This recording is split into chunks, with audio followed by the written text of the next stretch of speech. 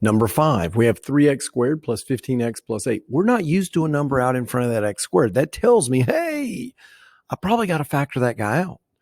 You have 3, you have 15, you have 18. They all can be divided by 3. So yes, we're going to factor out a 3. They have a greatest common factor of 3.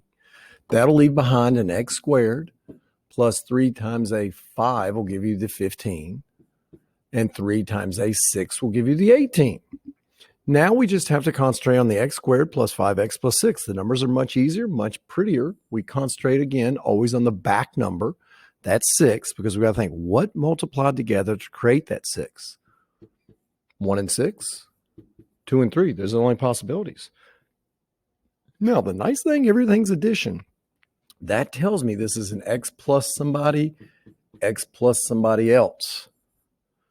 So who's going to create a 5? These together would create a 7. These added together would create the 5 that we want. So we know it's going to be a 2 and a 3, because this would be 2x, that would be 3x, and 2x and 3x gives you the 5x that you need right there. Okay, so that's what it is. There's the final answer. Now that means 3 is a factor of the above being this. X plus 2 is a factor of it, and x plus 3 is a factor of it. Sometimes the SOL asks you that question. All right, I don't have to factor anything out. I got to concentrate on Mr. 14. What multiplies together to give me 14? 1 and 14, 2 and 7. It's got to be one or the other. I need to create, I got to create a negative 9. How am I going to do that? Oh, that tells me that both these pieces are negative, because remember, a negative times a negative gives you a positive answer. Oh, so they're both negative. So which of these combined would give you negative 9? This guy. So this breaks down to an x minus 2 times an x minus 7. And you'll notice that these pieces will give you minus 2x. This will give you minus 7x, which creates the middle piece you want. Number 7. That looks weird. There's no x in the middle. Well, what creates 25? 1 and 25 does. But so does 5 and 5. Now it is negative, so one piece is negative, one piece is positive.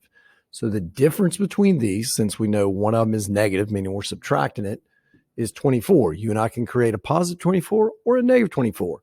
Here, the difference between them is 0. Is that not what we're looking for? We're looking for where you have 0 x's. You don't have any. That tells me I'm using a negative 5 and a positive 5. Because those multiplied give you negative 25, and added together, they don't give you any x's.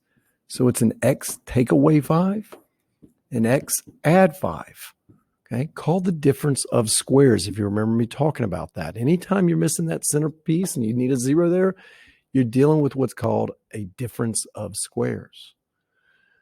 And number 8, the final one we'll do here, we need to create a 10. To create a 10, you need 1 and 10, 2 and 5. Now, do notice it's plus. That means either both these pieces are positive or both are negative. Since that says subtract, that tells me they're both having to be negative. What's going to combine to give you a negative 11? This guy. X minus 1, X minus 10. That's what you're going to have.